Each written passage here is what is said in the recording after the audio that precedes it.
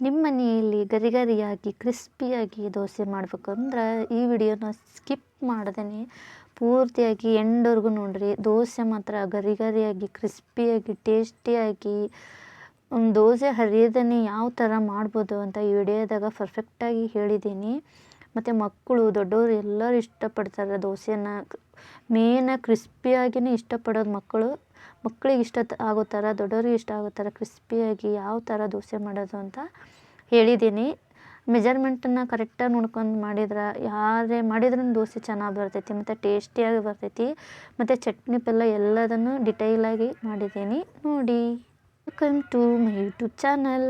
ನಾನು ಮಾಡ್ತಾಯಿರೋ ರೆಸಿಪಿ ಏನಪ್ಪ ಅಂದರೆ ದೋಸೆ ಗರಿಗರಿಯಾಗಿ ಕ್ರಿಸ್ಪಿಯಾಗಿ ದೋಸೆಯನ್ನು ಯಾವ ಥರ ಮಾಡೋದು ಅಂತ ಹೇಳ್ತಾ ಇದ್ದೇನೆ ನೋಡಿ. 1-2 ಗ್ಲಾಸಷ್ಟು ರೇಷನ್ ಅಕ್ಕಿ ತೊಗೊಂಡಿದ್ದೀನಿ. ಒಂದು ಅರ್ಧ ಗ್ಲಾಸಷ್ಟು ಉದ್ದಿನಬೇಳೆ ತೊಗೊಂಡಿದ್ದೀನಿ. ಸ್ವಲ್ಪ ಅಂದರೆ ಸ್ವಲ್ಪ ಮೆಂತ್ಯ ಕಾಳು ಫ್ಲೇವರಿಗೋಸ್ಕರ. ಮತ್ತು ಒಂದು ಹಿಡಿ ಒಳಗನೆ ಅವಲಕ್ಕಿ ತೊಗೋಬೇಕು. ಅವಲಕ್ಕಿಂದನೇ ಮೇಯ್ನಾಗಿ ದೋಸೆ ಕ್ರಿಸ್ಪಿಯಾಗಿ ಬರ್ತೈತಿ. ಮತ್ತು ಒಂದು ಸ್ವಲ್ಪ ಕಡಲೆಬೇಳೆ ಹಾಕ್ಯನಾಗತ್ತೀನಿ ನೋಡ್ರಿ. ಕಡಲೆಬೇಳೆ ಕಲರು ಬರ್ತೈತಿ, ಅದಕ್ಕೋಸ್ಕರ ಬೇಳೆನೂ ಹಾಕ್ಕೋಬೇಕು. ಮತ್ತು ಅದಕ್ಕೆ ಸಾಬುದಾನಿ ಹಾಕ್ಕೋಬೇಕು ನೋಡ್ರಿ. ಸಾಬುದಾನಿ ಹಾಕ್ಯಂದ್ವಿ ಅಂದ್ರೆ ದೋಸೆ ಹರಿಯಂಗಿಲ್ಲ. ಇವೆಲ್ಲನೂ ಮಿಕ್ಸ್ ಮಾಡಿ ಚೆನ್ನಾಗಿ ಕ್ಲೀನಾಗಿ ಒಂದು 3-4-5 ಸಲ ತೊಳಿಬೇಕು. ಯಾಕೆಂದರೆ ರೇಷನ್ ಅಕ್ಕಿ ಭಾಳ ಅಂದ್ರೆ ಭಾಳ ಗಲೀಜಿರ್ತಾವೆ ಮತ್ತು ಚಲೋ ಅಕ್ಕಿ ಒಳಗೆ ಅಷ್ಟೇನು ಚೆನ್ನಾಗಿ ಆಗಂಗಿಲ್ಲ. ಕ್ಲೀನಾಗಿ ತೊಳೆದು ಈಗ ನಾನು ಸಾಯಂಕಾಲಕ್ಕೆ ಹಿಟ್ಟು ರುಬ್ಬಕ್ಕೆ ಇಟ್ಕೊಂಡೆ ನೋಡ್ರಿ. ಈಗ ಕ್ಲೀನ್ ಅಂದ್ರೆ ಚೆನ್ನಾಗಿ ನೆಂದೈತಿ ನೋಡ್ರಿ. ಈ ಥರ ನೆನಿಬೇಕು ಅಕ್ಕಿ. ನಾನೆಲ್ಲ ಅವಾಗನೇ ಬೆಳಗ್ಗೆನೇ ನೆನೆ ಹಾಕ್ಬಿಡ್ತೇನೆ ಅವಲಕ್ಕಿನ. ಒಬ್ಬೊಬ್ಬರು ಸಾಯಂಕಾಲ ರುಬ್ಬುವಾಗ ಹಾಕ್ಯಂತಾರೆ ನೋಡ್ರಿ. ನಾನು ಹಿಟ್ಟು ರುಬ್ಬಿ ಹಾಕ್ಯಾಳತ್ತೇನೆ ಒಂದು ಪಾತ್ರೆಗೆ ನೋಡ್ರಿ. ಈ ಥರ ನುಣ್ಣಗಿರ್ಬೇಕು ಹಿಟ್ಟು, ತೆರೆಯಾಗಿ ಇರಬಾರ್ದು. ಪಡ್ಡಿಗಂದರೆ ತೆರೆಯಾಗಿ ಇರಬೇಕು ನೋಡ್ರಿ. ಈಗ 2ನೇ ರೌಂಡೂ ಹಾಕ್ಯಾಳತ್ತೇನೆ. ಈಗ ಕ್ಲೀನಾಗ ಹಾಕ್ಯಂಡು ಒಂದು ಸ್ಪೂನ್ ತಗೊಂಡು ಚೆನ್ನಾಗಿ ಮಿಕ್ಸ್ ಮಾಡಬೇಕು. ಯಾಕಪ್ಪ ಅಂದ್ರೆ ಈಗ ಚಳಿಗಾಲ ಬೇರೆ ಇರೋದ್ರಿಂದ ಹಿಟ್ಟು ಉಬ್ಬಿ ಬರೋಂಗಿಲ್ಲ. ಅದಕ್ಕೋಸ್ಕರ ನಾವು ಎಷ್ಟು ಚೆನ್ನಾಗಿ ಚಮಚದಲ್ಲೇ ಮಿಕ್ಸ್ ಮಾಡ್ತೇವೋ ಅಷ್ಟು ಚೆನ್ನಾಗಿ ಹಿಟ್ಟು ಸಾಫ್ಟಾಗಿ ಬರ್ತೈತಿ ಮತ್ತು ಉಬ್ಬಿ ಬರ್ತೈತಿ. ದೋಸೆನೂ ಚೆನ್ನಾಗಿ ಸಾಫ್ಟಾಗಿ ಗರಿಗರಿಯಾಗಿ ಕ್ರಿಸ್ಪಿಯಾಗಿ ಹಾಕವು. ಇದು ಮೇಯ್ನಾಗಿ ರಾತ್ರಿನೇ ಕ್ಲೀನಾಗಿ ಮಿಕ್ಸ್ ಮಾಡಿ ಇಡ್ಬೇಕು ನೋಡ್ರಿ. ನಾವು ಎಷ್ಟು ಚೆನ್ನಾಗಿ ಮಿಕ್ಸ್ ಮಾಡಿ ಈ ಥರ ಕೆಳಗ ಮೇಲೆ ಮಾಡಬೇಕು ಚಮಚದಲ್ಲೇ. ಒಬ್ಬೊಬ್ಬರು ಕೈಯಲ್ಲೇ ಮಾಡ್ತಾರೆ, ಕೈಯಲ್ಲೇನೂ ಮಾಡ್ಬೋದು. ಬಟ್ ನನಗೆ ಇಷ್ಟ ಆಗಲ್ಲ. ಒಂದೊಂದು ಟೈಮ್ ಕೈಯಲ್ಲೇನೂ ಮಾಡ್ತೀನಿ. ಬಟ್ ದೋಸೆ ನೋಡ್ರಿ ಎಷ್ಟು ಚೆನ್ನಾಗಿ ಬುರುಗು ಬಂದೈತಿ. ಇಷ್ಟು ಚಳಿ ಒಳಗೂ ಎಷ್ಟು ಚೆನ್ನಾಗಿ ಬುರುಗು ಬಂದೈತಿ. ಇದೇ ಮೇಯ್ನಾಗಿ ಹಿಟ್ಟು ಎಷ್ಟು ಚೆನ್ನಾಗಿ ಹಿಟ್ಟು ನೆನಿತೈತೋ ಅಷ್ಟು ಚೆನ್ನಾಗಿ ನಾವು ದೋಸೆ ಆಯಿತು ಪಡ್ಡಾಯಿತು ಚೆನ್ನಾಗಿ ಬರ್ತಾವೆ ನೋಡ್ರಿ. ಇವಾಗ ಮತ್ತೆ ಅಷ್ಟು ಫುಲ್ಲು ಹಿಟ್ಟು ಮಿಕ್ಸ್ ಮಾಡಬೇಕು. ಮಿಕ್ಸ್ ಮಾಡಿ ನಾನು ಹಿಟ್ಟು ಅಷ್ಟೂ ದೋಸೆ ಮಾಡ್ತಾಯಿಲ್ಲ. ಯಾಕಂದರೆ ಹಿಟ್ಟು ನನಗಿದು ಜಾಸ್ತಿ ಆಕೈತಿ. ಅದಕ್ಕೋಸ್ಕರ ನಾನು ಇವಾಗ ಸ್ವಲ್ಪ ಫ್ರಿಜ್ನಾಗ ಎತ್ತಿಡ್ತೇನೆ. ಇನ್ನೊಂದು ಸ್ವಲ್ಪ ಇವಾಗ ನಮಗೆ ಎಷ್ಟು ಬೇಕಾಗ್ತೈತೆ 3 ದೋಸೆ ಅಷ್ಟೇ ಎತ್ತಿಟ್ಕೊಂಡು ನಾನು ಯಾವುದು ದೋಸೆನ ಹಿಟ್ಟನ್ನ ದೋಸೆ ಮಾಡ್ತಾನೋ ಕನ್ಫ್ಯೂಸ್ ಆಗಕತ್ತೈತಿ ನೋಡ್ರಿ. ಅದು ಹಿಟ್ಟಿಗೆ ಈಗ ನಾನು ನೋಡ್ರಿ ಈಗ ಮೇನ್ ಇಂಗ್ರೀಡಿಯೆಂಟ್ಸ್ ಹಾಕ್ತಾಯಿದ್ದೇನೆ. ಇವಾಗ ನಮಗೆ ಎಷ್ಟು ಬೇಕು ಉಪ್ಪು ಅಷ್ಟು ಉಪ್ಪು ಹಾಕ್ಬೇಕು ನೋಡ್ರಿ. ನಿಮಗೆ ರುಚಿಗೆ ಎಷ್ಟು ಬೇಕಾಕೈತಿ ಅಷ್ಟು ಉಪ್ಪು ಹಾಕ್ಬೋದು. ನಾನು ಒಂದು ಅರ್ಧ ಸ್ಪೂನಿಗಿಂತ ಸ್ವಲ್ಪ ಕಮ್ಮಿನೇ ಉಪ್ಪು ಹಾಕ್ತೇನೆ. ಯಾಕಪ್ಪ ಅಂದ್ರೆ ನಾವು ಜಾಸ್ತಿ ಉಪ್ಪು ತಿನ್ನಂಗಿಲ್ಲ, ನಂಗೆ ಉಪ್ಪು ಅಷ್ಟು ಆಗಬರೋದಿಲ್ಲ. ಅದಕ್ಕೋಸ್ಕರ ಮತ್ತೆ ಒಂದು ಸ್ವಲ್ಪ ಚಿಟಿಕೆಯಷ್ಟು ಇದು ಸಕ್ಕರೆ ಹಾಕ್ತಾಯಿದ್ದೇನೆ. ನಾನು ಒಂದು ಅರ್ಧ ಚಮಚದಷ್ಟು ಸಕ್ಕರೆ ಹಾಕ್ತೇನೆ. ಮತ್ತು ಒಂದು ಚಿಟಿಕೆಯಷ್ಟು ಸೋಡಾ ಹಾಕ್ತೇನೆ. ನಾನು ಸೋಡಾನು ಜಾಸ್ತಿ ಹಾಕಂಗಿಲ್ಲ. ಸೋಡಾ ಜಾಸ್ತಿ ಹಾಕಿದ್ವಿ ಅಂದ್ರೆ ದೋಸೆ ಆಯಿತು ಪಡ್ಡು ಆಯಿತು ಜಾಸ್ತಿ ತಿನ್ನೋಕ್ಕಾಗಂಗಿಲ್ಲ. ಅದು ಅಲ್ಲ 1-2 ದೋಸೆ ತಿನ್ನೋತ್ತಿಗೆ ಜಾಸ್ತಿ ತಿಂದ್ವಿ ಏನೋ ಹೊಟ್ಟೆ ಉಬ್ಬಿದಂಗೆ ಅನಿಸ್ಬಿಡ್ತೈತಿ, ಫುಲ್ ಆದಂಗೆ ನೋಡ್ರಿ. ಇಷ್ಟು ಒಂದು ಚಿಟಿಕೆಯಷ್ಟು ನಾನು ಅಷ್ಟೇ ಹಾಕ್ತೇನೆ ಸೋಡಾನ. ಇದೆಲ್ಲ ಹಾಕಿದ ಮೇಲೂ ಮತ್ತೆ ಚೆನ್ನಾಗಿ ಮಿಕ್ಸ್ ಮಾಡಿಡ್ಬೇಕು ಹಿಟ್ಟು. ಇವಾಗ ನಾನು ದೋಸೆ ಮಾಡಬೇಕಾದ್ರೆ ಎಲ್ಲ ಮಾಡ್ಕೊಂಡು ಇಡಂಗಿಲ್ಲ. ಬೆಳಗ್ಗೆ ಎದ್ದು ನಾನೆಲ್ಲ ಕೆಲಸ ಮುಗಿಸ್ಕೊಂಡು ರಂಗೋಲಿ ಎಲ್ಲ ಹಾಕ್ತಾನಲ್ಲ ಅಡುಗೆ ಮನೆಗೆ ಬಂದಮೇಲೆ ಇದು ಫಸ್ಟ್ ಹಿಟ್ಟು ತೆಗೆದು ಮೊದಲು ಮಿಕ್ಸ್ ಮಾಡಿಡ್ತೇನೆ. ಇದು ಇಮ್ಮಿಡಿಯೇಟಾಗಿ ಹಂಚಿದ ಕೂಡಲೇ ಈ ಥರ ಹಿಟ್ಟು ನಾವು ಎಲ್ಲ ಮಿಕ್ಸ್ ಮಾಡ್ಕೊಳಕತ್ತೀವಿ ಅಂದ್ರೆ ಅಷ್ಟು ಚೆನ್ನಾಗಿ ದೋಸೆ ಬರೋದಿಲ್ಲ. ಮೇಯ್ನಾಗಿ ನಾವು ಒಂದು 1/2 ಅವರ್ ಮುಂಚೆನೇ ಈ ಥರ ಎಲ್ಲ ಹಿಟ್ಟು ತೆಗೆದಿಟ್ಟು ನಾವು ಸೋಡಾ ಉಪ್ಪು ಸಕ್ಕರೆ ಎಲ್ಲ ಹಾಕಿ ಮಿಕ್ಸ್ ಮಾಡಿಟ್ವಿ ಅಂದ್ರೆ ಇನ್ನೂ ಸ್ವಲ್ಪ ಚೆನ್ನಾಗಿ ಹಿಟ್ಟು ನೆನಿತೈತಿ ಮತ್ತು ಚೆನ್ನಾಗಿ ಸ್ಪಾಂಜಿಯಾಗಿ ಮತ್ತು ಕ್ರಿಸ್ಪಿಯಾಗಿ ಬರ್ತಾವೆ ನೋಡ್ರಿ. ಈಗ ನಾನು ಇದು ಮಾಡಿ ಇಟ್ಟ ಮೇಲೆ ರೆಡಿ ಮಾಡಿ ಇಟ್ಟ ಮೇಲೆ ಹಿಟ್ಟು ಮತ್ತು ಪಲ್ಯ ಮತ್ತು ಚಟ್ನಿನೂ ಮಾಡ್ಕೊತೀನಿ. ಇದಾದಮೇಲೆ ನಾನು ದೋಸೆ ಮಾಡ್ಕೊಳ್ಳೋದು. ಈಗ ಪಲ್ಯ ಮಾಡೋಕ್ಕೆ ಈರುಳ್ಳಿ, ಹಸಿಮೆಣ್ಸಿನ್ಕಾಯಿ, ಕೊತ್ತಂಬರಿ, ಕರಿಬೇವು ಹೆಚ್ಚಿಟ್ಕೊಂಡೆ ನೋಡಿರಿ. ಇದು ಹೆಚ್ಚಿಟ್ಕೊಂಡ್ಮೇಲೆ ಒಂದು ದಬರಿನೋ ಪಾತ್ರೆನೋ, ನಾವು ಜಾಸ್ತಿ ಎಲ್ಲ ದಬರಿ ಅಂತಲೇ ಯೂಸ್ ಮಾಡೋದು. ಒಂದು ದಬರಿಗೆ 1-2 ಸ್ಪೂನಷ್ಟು, ಇದಕ್ಕೂ ಎಣ್ಣೆ ಜಾಸ್ತಿ ಹಾಕೋ ಅವಶ್ಯಕತೆ ಇರೋಂಗಿಲ್ಲ ಪಲ್ಯಕ್ಕೆ. 2 ಸ್ಪೂನಷ್ಟು ಎಣ್ಣೆ ಹಾಕ್ಯಂಡು ಅದಕ್ಕೆ ಸಾಸಿವೆ ಹಾಕಿ ಚೆನ್ನಾಗಿ ಚಟಪಟ ಅನ್ಬೇಕು ನೋಡಿರಿ. ಈಗ ಸಾಸಿವೆ ಹಾಕಕತ್ತೀನಿ. ಇದು ಸಾಸಿವೆ ಚೆನ್ನಾಗಿ ಚಟಪಟ ಅಂದಮೇಲೆ ಸಾಸಿವೆ ಎಲ್ಲ ಚೆನ್ನಾಗಿ ಚಟಪಟ ಅಂದಮೇಲೆ ನೋಡಿರಿ, ಈಗ ನಾನು ಉದ್ದಿನಬೇಳೆ ಹಾಕಕತ್ತೀನಿ. ನನಗಿಷ್ಟ ಆಲೂಗಡ್ಡೆ ಪಲ್ಯ ಒಳಗೆ ಉದ್ದಿನಬೇಳೆ ಬಾಯಿಗೆ ಸಿಗ್ತಾಯಿದ್ರೆ ಇಷ್ಟ, ಅದಕ್ಕೆ ಒಂದು ಸ್ವಲ್ಪ ಜಾಸ್ತಿನೇ ಹಾಕ್ತೇನೆ ನಾನು. ನಿಮಗೆ ಬೇಡ ಅಂದರೆ ಸ್ವಲ್ಪ ಕಮ್ಮಿ ಹಾಕ್ಕೋಬೋದು. ನಾನು ಒಂದು ಸ್ವಲ್ಪ ಜಾಸ್ತಿನೇ ಹಾಕಿದ್ದೀನಿ. ಇದು ಚೆನ್ನಾಗಿ ಸ್ವಲ್ಪ ಗೋಲ್ಡನ್ ಬ್ರೌನ್ ಬಂದಮೇಲೆ ಕರಿಬೇವು ಹಾಕಬೇಕು ನೋಡಿರಿ. ಈಗ ಉದ್ದಿನಬೇಳೆ ಚೆನ್ನಾಗಿ ಗೋಲ್ಡನ್ ಬ್ರೌನ್ ಬಂದಿದ್ದವು. ಈಗ ಕರಿಬೇವು ಹಾಕಕತ್ತೇನೆ ನೋಡಿರಿ. ಹಂಗೆ ಚಟಪಟ ಅನ್ನಕತ್ತೈತಿ, ಎಣ್ಣೆ ಎಲ್ಲ ಮೇಲೆ ಬರ್ತೈತಿ. ಈಗ ಹಸಿಮೆಣ್ಸಿನ್ಕಾಯಿನ ಚೆನ್ನಾಗಿ ರೋಸ್ಟ್ ಮಾಡ್ಕೋಬೇಕು. ನಾನು ಪಲ್ಯಕ್ಕೆ ಹಸಿಮೆಣ್ಸಿನ್ಕಾಯಿನ ಜಾಸ್ತಿ ಹಾಕಲ್ಲ, ಯಾಕಂದ್ರೆ ನನ್ನ ಮಗ ಪಲ್ಯ ಅಷ್ಟೇ ತಿನ್ನೋದು, ಚಟ್ನಿ ತಿನ್ನಂಗಿಲ್ಲ ಅವನು. ಈಗ ಈರುಳ್ಳಿ ಹಾಕ್ಯಂಡೆ ನೋಡಿರಿ. ಈರುಳ್ಳಿನ ಹಾಕಿ ಚೆನ್ನಾಗಿ ಫ್ರೈ ಆಗೋವರೆಗೂ ಮಿಕ್ಸ್ ಮಾಡ್ತಾ ಇರಬೇಕು. ಈಗ ಕೊತ್ತಂಬರಿ ಹಾಕಿದ್ದೆ ನೋಡಿರಿ. ಇದೆಲ್ಲ ಮಾಮೂಲಿ ಪಲ್ಯ ಎಲ್ಲ ಮನೆಯಲ್ಲಿ ಮಾಡ್ತಾರೆ, ಬಟ್ ನಾನು ಹಂಗೆ ತೋರಿಸ್ತಾ ಇದ್ದೀನಿ. ಮೇಯ್ನಾಗಿ ದೋಸೆ ಹಿಟ್ಟು ಮಾಡೋದು ಗೊತ್ತಾಗಲ್ಲ ಒಬ್ಬೊಬ್ಬರಿಗೆ, ಬಟ್ ಅದು ಮಾಡಿದ್ರೂ ಕ್ರಿಸ್ಪಿ ಬರೋಂಗಿಲ್ಲ, ಮತ್ತು ಸಾಫ್ಟ್ ಹಾಕವು ಇಲ್ಲ, ದಪ್ಪ ಗುಳ್ಳೆ ಥರ ಆಗ್ತಾವೆ. ನಾನೆಲ್ಲ ನೋಡಿದ್ದೇನೆ, ಎಲ್ಲ ಹೇಳ್ತಿರ್ತಾರೆ ನಿಮ್ಮ ಥರ ದೋಸೆನೇ ಬರೋಂಗಿಲ್ಲ ಮನ್ಯಾಗ, ಏನು ಹಾಕ್ತೀರಿ ಅಂತೇಳಿ. ಅದು ಏನಪ್ಪ ಒಬ್ಬೊಬ್ಬರಿಗೆ ಬರೋದಿಲ್ಲ ಅಂತಾರೆ, ಗೊತ್ತಿಲ್ಲ. ಇನ್ನೊಂದು ಮತ್ತು ಚೆನ್ನಾಗಿ ಬೆಂದಮೇಲೆ ಈರುಳ್ಳಿ ಎಲ್ಲ ಉಪ್ಪು ಹಾಕಕತ್ತೆ ನೋಡಿರಿ.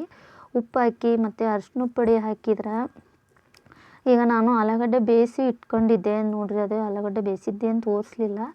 ಆ ಮಾಮೂಲಿ ಆಲೂಗಡ್ಡೆ ಬೇಯಿಸ್ಕೊಂಡು ಅದನ್ನು ಸ್ವಲ್ಪ ಸ್ಮ್ಯಾಶ್ ಮಾಡಿ ಹಾಕ್ತಾರೆ. ಸ್ವಲ್ಪ ಒಬ್ಬೊಬ್ಬರು ದಪ್ಪ ಆಲೂಗಡ್ಡೆನ ಹಾಕ್ತಾರೆ, ಒಬ್ಬರು ಸಣ್ಣದು ಮಾಡ್ತಾರೆ, ಒಬ್ಬೊಬ್ಬರು ಹೆಚ್ಚು ಹಾಕ್ತಾರೆ. ನಾನು ಮೀಡಿಯಮ್ ಆ ಥರನಲ್ಲ, ಈ ಕಡೆನಲ್ಲ, ಆ ಥರ ಮಾಡಿದೆ ನೋಡಿರಿ. ಇದು ಚೆನ್ನಾಗಿ ನಾನು ನೀರು ಹಾಕೋಂಗಿಲ್ಲ ಪಲ್ಯಕ್ಕೆ. ಇದನ್ನು ಕ್ಲೀನಾಗಿ ಮಿಕ್ಸ್ ಮಾಡಿ ಸ್ವಲ್ಪ ತಳ ಹಿಡಿಲಿಲ್ಲನೇ ಮಿಕ್ಸ್ ಮಾಡಿದರೆ ಪಲ್ಯ ಜಲ್ದಿನೇ ರೆಡಿ ಆಕೈತಿ. ಯಾಕಪ್ಪ ಅಂದ್ರೆ ಆಲೂಗಡ್ಡೆ ಪಲ್ಯ ಜಲ್ದಿ ಆಕೈತೆ, ಆಲೂಗಡ್ಡೆನೇ ಬೆಂದಿರ್ತೈತೆ ಆಲ್ರೆಡಿ. ಇದು ಒಗ್ಗರಣೆ ಅಂತ ಆಲ್ಮೋಸ್ಟ್ ಬೆಂದೇ ಇರ್ತೈತಿ. ಈಗ ಲಾಸ್ಟಿಗೆ ಕೊತ್ತಂಬರಿನ ಹಾಕಕತ್ತೆ ನೋಡಿರಿ. ರೆಡಿ ಆಯ್ತು ಈಗ ಪಲ್ಯ. ಇವಾಗ ಪಲ್ಯ ರೆಡಿ ಆದ ಕೂಡಲೇ ಚಟ್ನಿ ರೆಡಿ ಮಾಡ್ಕೊಳತ್ತೀನಿ. 4 ಹಸಿಮೆಣ್ಸಿನ್ಕಾಯಿ, ಕರಿಬೇವು, ಸ್ವಲ್ಪ ಹುಣಸೆಹಣ್ಣು, ಒಂದು ಎಳೆಯಷ್ಟು, ಮತ್ತು ಬೆಳ್ಳುಳ್ಳಿ, ಕೊತ್ತಂಬರಿ, ಪುಟಾಣಿ ಮತ್ತು ಕೊಬ್ಬರಿ ಇಷ್ಟು ಹಾಕಿ, ಮತ್ತು ನಮಗೆ ಎಷ್ಟು ಬೇಕು ಅಷ್ಟಾಕೈತಿ ಉಪ್ಪು, ಮತ್ತು ಸ್ವಲ್ಪ ಏನಪ್ಪ ಅಂದ್ರೆ ಬೆಲ್ಲ, ಸ್ವಲ್ಪ ಜೀರಿಗೆ. ಈಗ ಸ್ವಲ್ಪ ಬೆಲ್ಲ ಹಾಕಿದ್ಮೇಲೆ ಒಂದು ಸ್ವಲ್ಪ ಜೀರಿಗೆ ಹಾಕಕತ್ತಾನ ನೋಡಿರಿ. ಇಷ್ಟು ಹಾಕಿ ಮಿಕ್ಸಿ ಮಾಡ್ಕೊಂಡ್ವಿ ಅಂದ್ರೆ ನಮ್ಮದು ದೋಸೆ ಚಟ್ನಿ ರೆಡಿ ಆಯ್ತು ನೋಡಿರಿ. ತೆರಿಯಾಗಿ ರುಬ್ಕೋಬೇಕು ಇದು ಚಟ್ನಿನ. ಮೇಯ್ನಾಗಿ ನಾವು ಫುಲ್ಲು ನುಣ್ಣಗೆ ರುಬ್ಕೊಂಡ್ವಿ ಅಂದರೆ ಟೇಸ್ಟು ಬರೋಂಗಿಲ್ಲ. ಚಟ್ನಿ ಮೇಯ್ನಾಗಿ ತೆರಿಯಾಗಿ ಒಂದಿನ್ನೂ ಅರ್ಧ ಮೆಣಸಿನ್ಕಾಯಿನೂ ಸಿಗ್ತಾ ಇರ್ತೈತಿ ನಾವು ಮಾಡೋದು ಮಾತ್ರ. ನೀವು ಆಲ್ಮೋಸ್ಟ್ ನೋಡಿರಿ ಹೋಟೆಲ್ ಒಳಗೆಲ್ಲ ಅಷ್ಟು ತೆರಿಯಾಗಿ ಇರ್ತೈತೆ ಚಟ್ನಿ, ನುಣ್ಣಗಿರಂಗಿಲ್ಲ. ನೀವು ಒಂದ್ಸಲ ಟ್ರೈ ಮಾಡಿರಿ. ಚಟ್ನಿ ರೆಡಿ ಆಯ್ತು ನೋಡಿರಿ.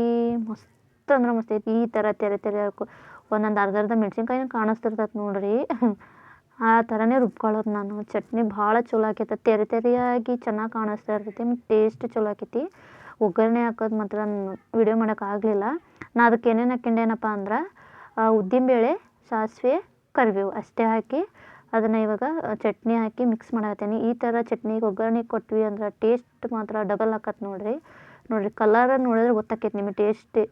ಕಲರು ಹೆಂಗಾಗಿತ್ತು ಅಷ್ಟೇ ಟೇಸ್ಟ್ ಹಂಗೆ ಆಗೈತಿ. ಭಾಳ ಅಂದ್ರೆ ಭಾಳ ರುಚಿ ಆಕೈತಿ. ಈ ಥರ ಮೆಥಡನ್ನಾಗ ಚಟ್ನಿ ಮಾಡಿದ್ರಿ ಅಂದ್ರೆ ನೀವು ಕಾಂಬಿನೇಷನ್ ಮಾತ್ರ ಮಸ್ತ್ ಆಕತ್ತೆ ನೋಡಿರಿ. ಈಗ ಮೇಯ್ನಾಗಿ ಬಂದ್ವಿ ನೋಡಿರಿ ದೋಸೆನ ಫಸ್ಟು ಕ್ಲೀನಾಗಿ ತೊಳೆದು ಇಟ್ಕೋಬೇಕು. ಇದು ನಾನ್ ಸ್ಟಿಕ್ ಹಂಚು ತೊಗೊಂಡಿದ್ದೆ ನಾನು. ನನಗೆ ಕಬ್ಬಿಣದ ಹಂಚು ಮಾಡೋಕೆ ಇಷ್ಟ, ಬಟ್ ಏನು ಮಾಡಬೇಕು, ಕಬ್ಬಿಣದ ಹಂಚು ತಗೊಳಕ್ಕಾಗತ್ತಿಲ್ಲ ನೋಡಿರಿ ನನಗೆ. ಹಂಚು ಕಾದ್ಮೇಲೆ ಈ ಥರ ಎಣ್ಣೆ ಹಾಕಿ ನೋಡಿರಿ ಈರುಳ್ಳಿನ ಒಂದು ಚಾಕುಗೆ ಚುಚ್ಕೊಂತೆ ನಾನು. ಒಬ್ಬೊಬ್ಬರು ಹಂಗೆ ಮಾಡ್ತಾರೆ, ಬಟ್ ನನಗೆ ಕೈ ಸುಡ್ತೈತಿ, ಸಣ್ಣ ಈರುಳ್ಳಿ ಬೇರೆ ಇರ್ತೈತಪ್ಪ ಹೆಂಗೆ ಅಂಥೇಳಿ ನಾನು ಚಾಕುಗೆ ಚುಚ್ಕೊಂಡು ಈ ಥರ ಹಂಚಿಗೆ ಎಲ್ಲ ಕಡೆನೂ ಎಣ್ಣೆನ ಸ್ಪ್ರೆಡ್ ಮಾಡ್ತೇನೆ. ಸ್ಪ್ರೆಡ್ ಮಾಡಿ ಈಗ ಸಣ್ಣದೊಂದು ದೋಸೆ ಹಾಕ್ತೇನೆ ನೋಡಿರಿ. ದೋಸೆ ಯಾಕೆ ಹಾಕ್ತೀನಿ ಅಂತ ನಿಮಗೆ ಗೊತ್ತಾಗತ್ತೆ ಈಗ ನೋಡಿರಿ, ಒಂದು ಸಣ್ಣ ದೋಸೆ ಹಾಕಕತ್ತೀನಿ. ಯಾಕಪ್ಪ ಅಂದ್ರೆ ಇದು ಹಂಚಿಗೆ ದೃಷ್ಟಿ ತೆಗಿಯೋಕ್ಕಂತ, ಹಿಟ್ಟಿಗೆ ದೃಷ್ಟಿ ತೆಗಿಯೋಕ್ಕಂತ. ಈ ಥರ ದೃಷ್ಟಿ ತೆಗೆದ್ರೆ ದೋಸೆ ಚೆನ್ನಾಗಿ ಎದ್ದೇಳ್ತಾವಂತ. ಅವಾಗೆಲ್ಲ ಕಟ್ಟಿಗೆ ಒಲೆ ಇರ್ತಿತ್ವಲ್ರಿ, ಅವಾಗೆಲ್ಲ ಈ ಥರ ದೋಸೆನ ಮಾಡ್ತಿದ್ರು. ಇಲ್ಲಾಂದ್ರೆ ಉಪ್ಪು ತಗೊಂಡು ಹಿಟ್ಟಿಗೆ ಮತ್ತು ಏನಿದು ದೋಸೆ ಹಂಚಿಗೂ ಎಳೆ ತೆಗಿತಿದ್ರು. ಇನ್ನೊಂದು ನಮ್ಮ ಸೈಡೆಲ್ಲ, ಹಳ್ಳಿ ಸೈಡೆಲ್ಲ ಒಬ್ಬೊಬ್ಬರು ಮುಖಕ್ಕೆ ದೋಸೆ ಬರೋಂಗಿಲ್ಲ ಅಂತ. ಇದು ನನಗೆ ನಿಜ ಆಶ್ಚರ್ಯ ಅನ್ನಿಸ್ತು. ಅದೇನು ಗೊತ್ತಿಲ್ಲ, ಒಬ್ಬರು ಮುಖದ ಲಕ್ಷಣಕ್ಕೆ ದೋಸೆ ಬರೋದಿಲ್ಲ ಅಂತ. ಇದು ನಿಜನೋ ಸುಳ್ಳು ನನಗೆ ಗೊತ್ತಿಲ್ಲ, ಬಟ್ ಹೇಳ್ತಾರದು. ನಿಜನೋ ಸುಳ್ಳು ಅಂತ ನಿಮಗೆ ಗೊತ್ತಿದ್ದರೆ ಒಂದು ಸಲ ಕಮೆಂಟ್ ಮಾಡಿರಿ.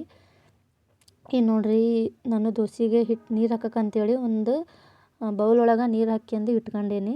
ಇದು ದೋಸೆ ನೋಡಿರಿ, ಈಗ ಬೆಂದತಿ. ಈಗ ತೆಗಿಯಕತ್ತಾನೆ.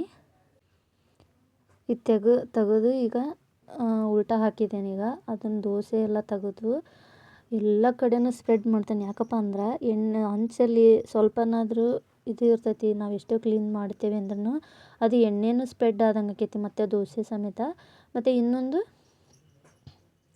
ನೋಡಿ, ಈ ಥರ ಸ್ಪ್ರೆಡ್ ಮಾಡ್ಕೊಂತ ನಾನು ನೀರಾಯಿತು ಅಥವಾ ಏನಾದ್ರೂ ಎಣ್ಣೆ ಆ ಕಡೆ ಈ ಕಡೆ ಇಲ್ಲ ಸ್ವಲ್ಪ ಗಲೀಜು ಇದ್ದೇ ಇರ್ತೈತೆ ಹಂಚನ. ನೋಡಿರಿ, ಇದು ಈ ಥರ ಎಳೆದೆಗೆದು ಬಕೆಟಿಗೆ ಡಸ್ಟ್ಬಿನ್ನಿಗೆ ಹಾಕ್ಬಿಡ್ತೆ ನಾನು.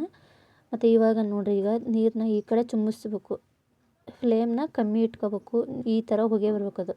ಆವಾಗ ದೋಸೆನ ಈ ಥರ ನೀರೆಲ್ಲ ಅಳಿಸ್ಬೇಕು ನೋಡಿರಿ. ಅದು ಈ ಥರ ಈರುಳ್ಳಿ ತಗೊಂಡಿರ್ತಾವಲ್ಲ ಅದರಿಂದ ಎಲ್ಲ ನೀರು ಹೋಗೋ ಥರ ಸ್ಪ್ರೆಡ್ ಮಾಡ್ಕೋಬೇಕು.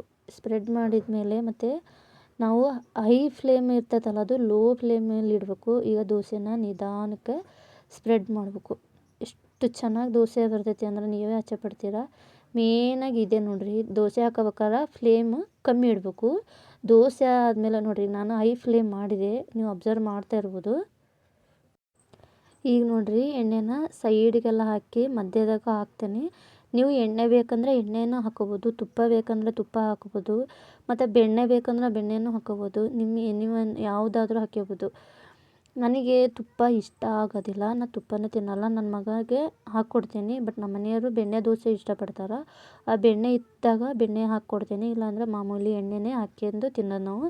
ನನ್ನ ಮಗನಿಗೆ ಮಾತ್ರ ದೋಸೆಗೆ ತುಪ್ಪ ಹಾಕಲೇಬೇಕು. ಅವನಿಗೆ ತುಪ್ಪ ಹಾಕಿ ಮಾಡಿಕೊಡ್ತೀನಿ. ನೋಡಿರಿ, ಈ ಥರ ಕಲರ್ ಹೆಂಗೆ ಗೊತ್ತಾಗ್ತೈತಿ ಅಂದ್ರೆ ಅದು ಸೈಡಿಗೆ ಬಿಟ್ಕೊಂತ ಬರ್ತೈತೆ. ನಾವು ಪರ್ಫೆಕ್ಟಾಗಿ ಇಂಗ್ರೀಡಿಯೆಂಟ್ಸ್ ಕರೆಕ್ಟಾಗಿ ಹಾಕಿದ್ವಿ ಅಂದ್ರೆ ಚೆನ್ನಾಗಿ ಬರ್ತವೆ ದೋಸೆ. ಇಲ್ಲಾಂದ್ರೆ ಹಂಚಿಗೆ ಅದು ಹೊಲ್ದಾಗ ಕಳೆ ತೆಗಿತಾರೆ ನೋಡಿರಿ, ಆ ಥರ ಹಾಕು ದೋಸೆ ಒಂದು ಸ್ವಲ್ಪನೂ ಬರೋಂಗಿಲ್ಲ.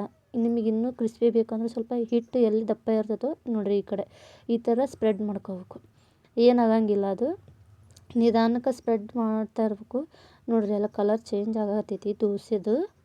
ನಾನು ನಿಧಾನಕ್ಕೆ ಹೇಳ್ತಾಯಿದ್ದೀನಿ, ನಿಧಾನಕ್ಕೆ ಯಾವುದು ಫಾರ್ವರ್ಡ್ ಮಾಡ್ತಾಯಿಲ್ಲ, ಫಾಸ್ಟ್ ಮಾಡಿಲ್ಲ ವಿಡಿಯೋನ. ನೋಡಿರಿ, ಈಗ ಫ್ಲೇಮ್ ಕಮ್ಮಿ ಮಾಡಿದೆ ಮತ್ತೆ ನಾನು.